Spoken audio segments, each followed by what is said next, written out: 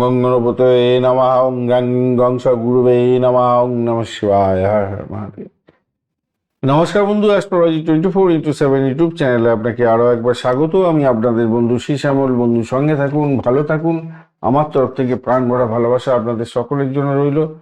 শুরু করব দৈনিক পঞ্চাঙ্গ। আজকের দিনটা কেমন যেতে পারে? 19 ফেব্রুয়ারি 2026 বৃহস্পতিবার। বার তিথি যোগকরণ নক্ষত্র নিয়ে কেমন ফল পেতে যাচ্ছেন, বারবেলা কালবেলা কাল রাত্রি এবং রাহুকালের মতো বাজে সময় কখন থাকছে সেই সম্পর্কে বিস্তারিত আলোচনা করব। আজকের দিনটায় আপনাদের সূর্য উদয় হতে যাচ্ছে হচ্ছে গিয়ে 6টা 6 মিনিটে এবং সূর্যাস্ত হবে 5টা 35 মিনিটে। আর জোয়ার থাকছে আজকের দিনে কলকাতার টাইম অনুযায়ী সকালবেলা 11টা এবং রাত্রিবেলা 11টা। ভাটা থাকবে 5টা 30 মিনিটে ভোরবেলা এবং বিকালবেলা 5টার সময়।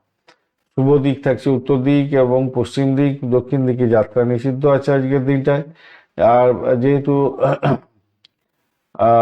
আপনাদের ক্ষেত্রে আজকের দিনে বৃহস্পতিবার থাকছে, সেক্ষেত্রে আপনাদের কি করতে হবে?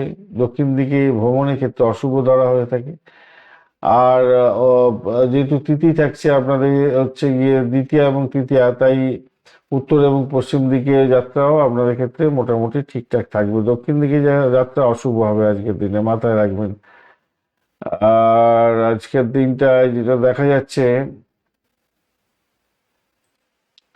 ভোরবেলা থেকে দুপুরবেলা পর্যন্ত সময়টায় চন্দ্র কুম্ভ রাশিতে এবং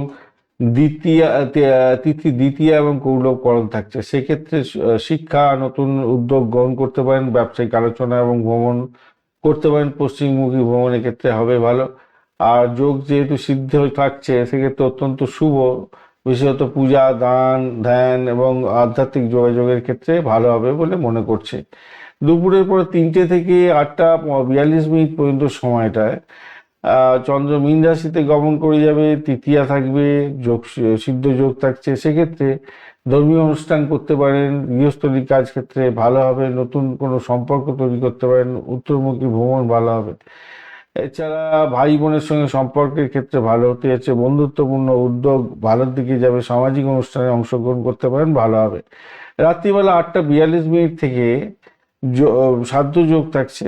আর নক্ষত্র উত্তর ভাদ্রপদ পেয়ে যাচ্ছে যেহেতু, তাই অধ্যয়নের ক্ষেত্রে ভালো, ধ্যানের ক্ষেত্রে ভালো, আধ্যাত্মিক সাধন এবং দীর্ঘমেয়াদী কোনো পরিকল্পনা গ্রহণ করলে ভালো হবে। সাধ্য যোগটা আপনার ক্ষেত্রে অত্যন্ত ভালো হবে, কেন প্রচেষ্টার মাধ্যমে এবং অধ্যাবসায়ের ফলে আপনাদের কাজে সাফল্য প্রাপ্তির সুযোগটা অনেকটা বেশি থাকবে বলে মনে করছি আজকের দিনটা।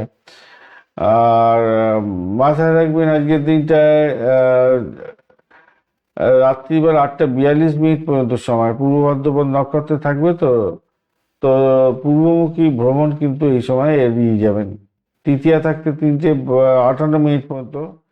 তাই বিকালবেলা পর্যন্ত সময়টায় যেহেতু তৃতীয়া থাকছে, ঝগড়াঝাটি, মামলা মোকদ্দমা, শত্রুতা এই সমস্ত কোনো করতে যাবেন না, এগুলো এড়িয়ে চলুন। সন্ধ্যার পরে যোগটি যখন পরিবর্তন হতে যাচ্ছে, নতুন ব্যবসা শুরু করুন, গুরুত্বপূর্ণ সিদ্ধান্ত নিন, সেক্ষেত্রে ভালো হবে আর কি। চলুন এবারে আমরা বাজে সময়গুলো বা ভালো সময়গুলো আগে দেখে নিই। ভালো সময় প্রথমেই যেটা পড়ছে হচ্ছে ব্রহ্ম মুহূর্ত 4:26 মিনিট থেকে 5টা 16 মিনিট পর্যন্ত। অভিজিৎ মুহূর্ত থাকছে আজকের দিনে 10টা 11টা 28 মিনিট থেকে 12টা 13 মিনিট পর্যন্ত। অমৃত কাল থাকছে আজকের দিনটা 1টা থেকে 2টো 46 মিনিট, 2টো 34 মিনিট পর্যন্ত সময়। আর সেদিকে হচ্ছে গিয়ে আপনাদের অমৃতকাল থাকছে,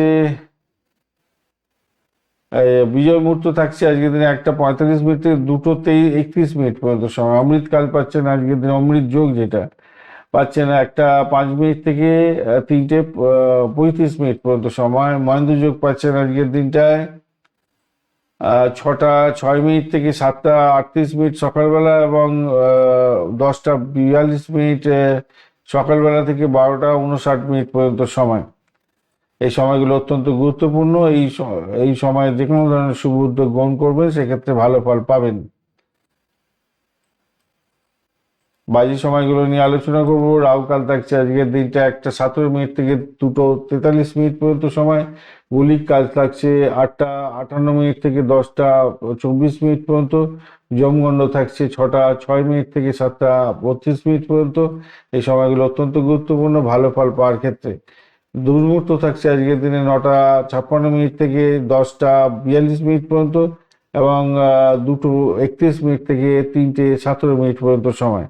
এই সময় কোনো গুরুত্বপূর্ণ কাজকর্ম করা থেকে দূরে থাকুন। কালবেলা থাকছে আজকের দিনে 2:43 থেকে 4:09 পর্যন্ত।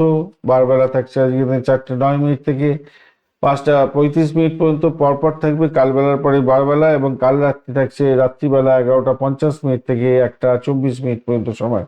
এই সময়গুলো অত্যন্ত গুরুত্বপূর্ণ। যে কোনো ধরনের মানে গুরুত্বপূর্ণ কাজকর্ম এই সময়কালে করলে সমস্ত কাজ পণ্ড হয়ে যায়, তাই এই সময়গুলো অ্যাভয়েড করার দরকার।